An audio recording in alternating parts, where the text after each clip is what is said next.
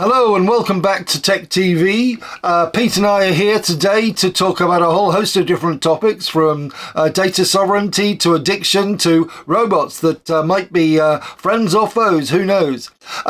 Pete, starting first of all looking at the state of technology in Europe and whether data sovereignty or even technology sovereignty is important, we've heard a big announcement from France.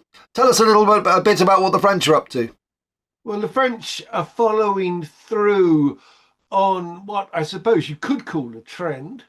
Sweden did announce several months ago that it was not going to use Microsoft any longer and that it was going to use Linux. But what we're actually seeing now is a reaction to Donald Trump.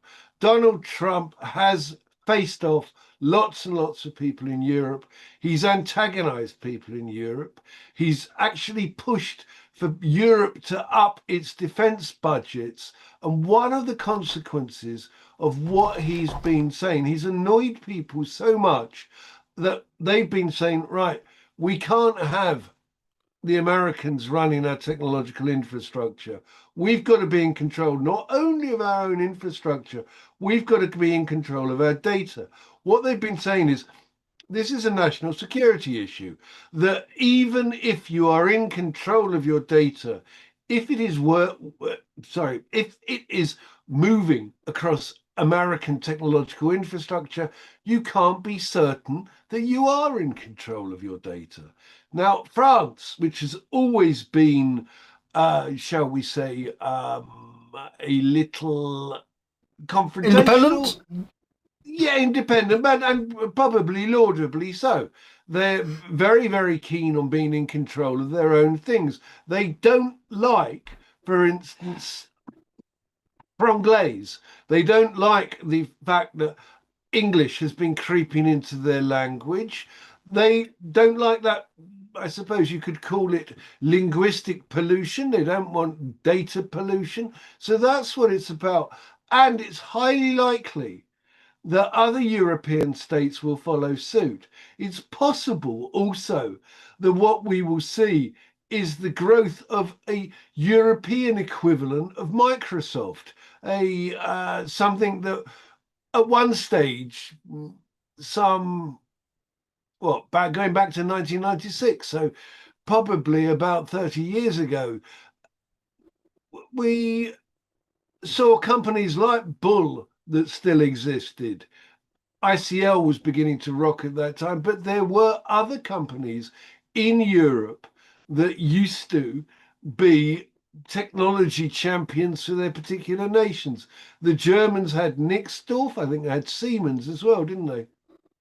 Yeah, but we also in the UK, we had companies like ICL. But I think this goes far further than just having the technology champions. I myself worked for IBM in the days when IBM had a massive presence in Europe.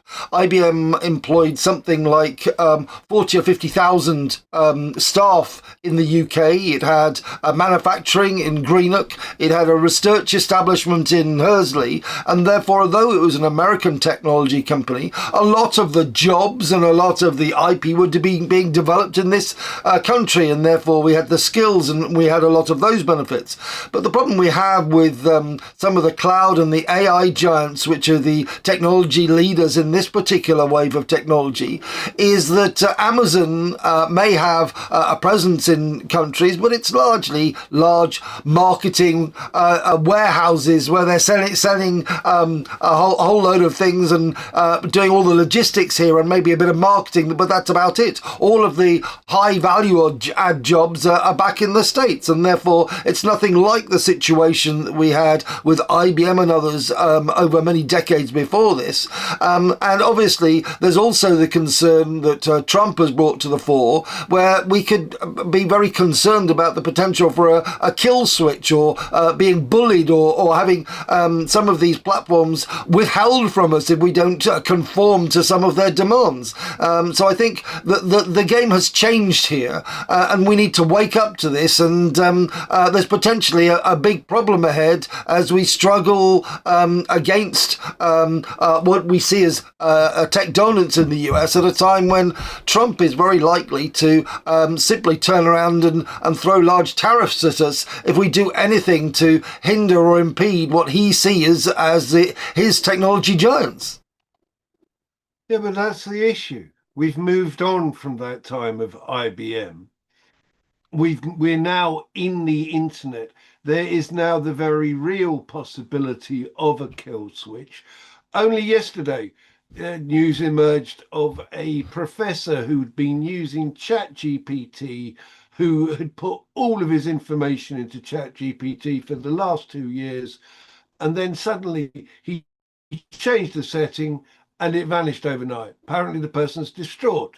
Now, there was an Austrian academic, Victor Meyer-Schomburger, who did something similar, and he actually had to undergo almost therapy and self-therapy to recover from that. And he did a very good job, and he wrote a book about it. The problem is, if you do that with governments, one of the ways that the UK government has sought to try to reduce costs has been by putting information in the cloud. What happens to it then if it has a professorial moment? That's the issue that you're facing. We have to be in control of our own infrastructure, our own data, and our own cloud. We also, and this is very, very important, we have to be aware of the statement that Donald Trump made, where he said that he wanted all of the world's data to run on American infrastructure. Why? Well, one of the reasons that people want data to run on their infrastructure is so they can use it to train their AIs. Now, if we wish to have a technology industry that is sustaining to the UK in terms of jobs, that's something that we have to be aware of. We have to have our own clouds. We have to have our own infrastructure. We should have our own AI systems. We can't allow all of this to go to America. Otherwise, we become, I suppose, what is the phrase, technologically disemboweled? Well, it's interesting that the senior leader at Zoho, which is another cloud firm based out of India, has been quite amused at Europe's response here and described the big tech firms as the latest East India company, actually sucking a lot of value and wealth from the whole of Europe, just as Europe did to India and others in the past. And that potentially we're getting a touch of our own medicine here. But to a large extent, the thing that the French have done in trying to change the rules and ditch US platforms because of sovereignty concerns, because of economic concerns, and because of other major issues is very laudable, but is it going to be successful? I mean, I can see governments potentially doing it, and the French government seem very focused on doing that now. The Swedish and Danish governments have talked about it. The British government has rather failed in the past to actually get its act together. But even if the public sector do this, is the private sector going to follow? And as long as the big cloud giants, especially AWS, Azure and Google Cloud, remain dominant, it's not going to change. And we saw that with Gaia X, which was the European attempt to try and create a European competitor to those cloud giants, which failed miserably because there simply wasn't enough unity within the commercial sector. And the governments may provide a good lead here, but it's going to be another thing for the private sector to follow. What do you think the chances are of the private sector actually being ready to take this seriously, to be willing to potentially pay more for European products and services? Well, you know as well as I do, this is an issue of commitment. If a government is committed, if it shows that it is going to continue and make something happen, then it will happen. One of the things that occurred with companies like ICL, for example, was they suddenly pulled the plug. If a government wants to do this, if it wants that infrastructure, it has to be committed to it. Now, one of the things that we're seeing with defense, for example, we had this meshing of all of these different companies. So British Aerospace, French companies involved in defense, and these coalitions with other American technology companies in defense. I'm afraid those would also have to be separated if you want to have independence, if you want to have security, then that's what you have to do. So it means that the government has to say, no, we are going to do this. Now, you say, would business follow through on that? Well, you've got to make it attractive for businesses to do. It's interesting, isn't it, that Denmark, given the amount of bullying that it's been suffering over Greenland, 90% of businesses in Denmark use American technological infrastructure. You've got to give an alternative if you're going to do that. Now, the one thing that I will say, though, is at the moment, it has been such antagonism generated by the American position that I think it's highly likely that Europe will lead an initiative where it will encourage the development of these firms and of these alternatives. And I could see that Europe will be providing grants in particular areas, looking to pick champions, maybe in France, maybe in the UK, and saying, we want you to develop an infrastructure that we will use Europe-wide. You might say, hang on a moment, the UK Yeah. isn't in Europe, but in terms of science and a lot of those things, it is to all intents and purposes still in Europe. I know that's a slightly provocative statement. However, I could see that we would develop a Euro-wide alternative, and that would be a very attractive thing for Europe to do for all sorts of different reasons. I'm afraid I remain cynical. I can see that there is more impetus here now than ever before because of some of the recent moves with Greenland and other things for us to assert our independence. And I see the governments and the public sectors in many of the European countries taking the lead here. I just don't think that the economic follow through, certainly in the private sector, is actually going to happen. We've already seen that. I mean, the DeepMind was a leading AI company. Really, all of it intellectual property and its startup entity was based in the UK, and it just couldn't get capital markets in the UK behind it, and therefore it ended up being sold out to Google and becoming an American company. And I just don't see that the capital markets, the infrastructure, the momentum is sufficiently behind many of the European tech startups and the European champions, because so much of the critical mass at this time is with the Americans. I remain hopeful that may change, but somewhat cynical. I think you're absolutely wrong. I think that one of the wake-up calls in all of this is that there has to be a concomitant development of the underlying finance infrastructure that we've been lacking. We've seen this over and over and over again. There is a wake-up call, it's not just in terms of technology, the wake-up is also in terms of the financing of the development of that technology. We've seen that in Silicon Valley, and at the moment we have a situation where in Silicon Valley almost all of the venture capital is being sucked into AI, which could have potentially catastrophic results.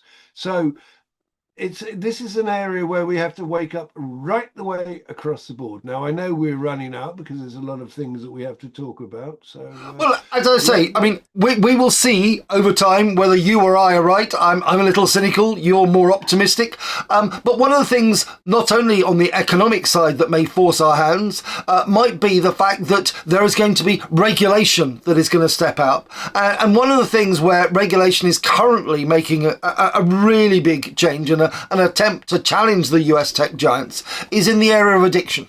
And we have a very big trial about to start in California at the moment. Now, TikTok notably has settled its the charges against it immediately before jury selection, just leaving it really to the last minute. But this is almost an admission of guilt on the behalf of TikTok that there is serious admission, but serious addiction. But Meta and YouTube and others are continuing to the trial. It's going to be very, very interesting to see exactly how this unfolds. I mean, we've had research in the UK that something like half of all young people in the UK feel that they're addicted to social media. And I'm not sure that's a good thing. I don't know what your thoughts are either on the nature of the addiction, whether it's good or bad, and what the chances are of this trial having any effect. I think this trial will have an effect. I think it will have an impact. I think it is part of a trend. We're already seeing a rowback against technology in Australia. We're seeing that replicated. There are moves here in the UK to ban technology use by children under the age of 16. The technology is deliberately made to be addictive. One of the things that you've seen, well, I mean, here's a good exercise. Turn off notifications on WhatsApp, turn off notifications on other social media, and you see how often the system tries to alert you to the fact that you've got them turned off, and how often it tries to tell you that it's so much better if those notifications are turned on. The problem Well, with this is that people are making money out of your participation. They want you to be addicted because they want you to be permanently in front of something that is the equivalent of the sucker on the arm of a very big octopus. I agree entirely, and I think we're going to look back at the sort of growth of social media and the fact that it wasn't regulated with real horror in the future. A bit like smoking, which at one point in the past was done by an enormous amount of the population without any real concern. And I think we will learn that there are serious emotional implications of too much technology use, certainly the sort of attention grabbing stuff where it is actually rage infused TikTok and other stuff that grabs the attention, which is exactly what the algorithms are tuned to actually funnel into our homes and onto our screens, which is a real concern. Now, thankfully, the Australians have taken the lead here, and notably the French are one of the first to follow suit. I hope that the UK, we've been discussing it, will follow suit. And obviously, this trial will bring a lot of information to the fore, and hopefully during the discovery phase and a lot of what will come out during the trial will actually, I think, bring some of these problems to light for people in a way that they're not yet aware. And I think it will be something really fascinating for us to follow. Well, if it goes ahead, you look at the risks that exist for the technology companies in not settling. Okay, they're facing this real conundrum at the moment. The conundrum is, if we settle, we admit it's there, and we open the gates for more lawsuits to occur. If they don't settle and they start going through the discovery phase and they start going through other examinations, then people are going to start saying, we want to look at your code. And if they find in those algorithms that they are actually being made deliberately addictive, then that will ping off some other legal suits that will then start about the deliberation of that exercise, about the fact that that means then that they knew it would be addictive and they were trying to exploit it. That's one thing. The other thing that could also occur is that they would discover that some of this technology was made to be addictive in psychological terms, that they were using psychological research to actually try to make sure that people would respond to the technology. If those two things start to come through, then the technology companies will be in a terrible amount of trouble. Now, where we go in the future on this, I don't know. But if you think about that, if those details were to emerge, if you've got 50% of the children in the UK saying that they are addicted to technology, then the lawsuits are potentially massive, because you've also got other psychological damage that could be occurring as we go further into this. And when that starts to happen, then the lawsuits will again increase, because the class actions from 50% of the children in the UK could be huge. They could say that this has affected their life forever. So this is an extremely important and very, very difficult decision that's currently confronting social media. Again, we seem to be... I think the example here that we're following is tobacco, and very much so. And I think the lawsuits that followed once a lot of the addiction and the deliberate focus on it came out from a lot of the tobacco lawsuits, I think we'll see the same thing here. And in addition, and I think the talk about age gating and not allowing children onto these platforms, I think is entirely positive. We don't let our young people smoke before they're 16 in this country, drive before they're 17 and drink before they're 18. And I don't think we should be letting them onto social media at any age. I think the threshold at the moment of 13 is far too low. And I think inevitably that is going to change as some of these regulations come in. And I don't think it's a bad thing. Maybe as adults we can make an educated decision on our use of these platforms, but that's a different thing. Well, you try telling that to children. These are the children who have already had a taste of social media. That's one thing. You say that smoking is analogous. It's not. The amount of people who are dying as a result of smoking is nothing like 50% of children. If you've got 50% of children saying that they are suffering from addiction, and if you also factor into that this push to try to use AI in a similar fashion, then you have some real problems with the technology companies. I think that there are a series of cusps that technology is actually hitting now. For a long time, we weren't actually thinking about this. Now we've got, as we've already been discussing, data sovereignty. We've got data ownership is beginning to emerge. We have these issues about technology addiction, social media, the internet itself, and how we're going to move forward into the future. All of these are being challenged now. And I think that this challenge on addiction is very, very, very crucial in that. It's a milestone. Yeah, I think you need to make a distinction between deaths and addiction. Smoking had a lot of addiction and quite a lot of deaths. I think social media has as much addiction, and we're starting to see some deaths, and therefore we need to take them both seriously. And it's going to be interesting to see how this lawsuit unfolds. But moving on to...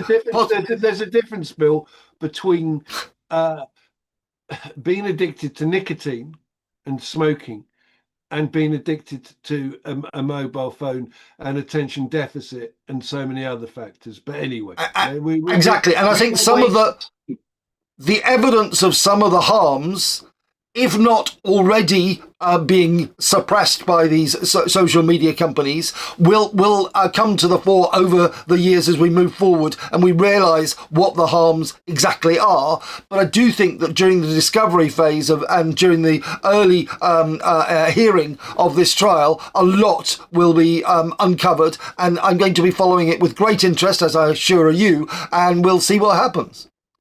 But on a slightly lighter note, we've seen CES in the US with a whole load of robots that have been coming out. Some are cute, some are creepy, crafty, confusing, whatever.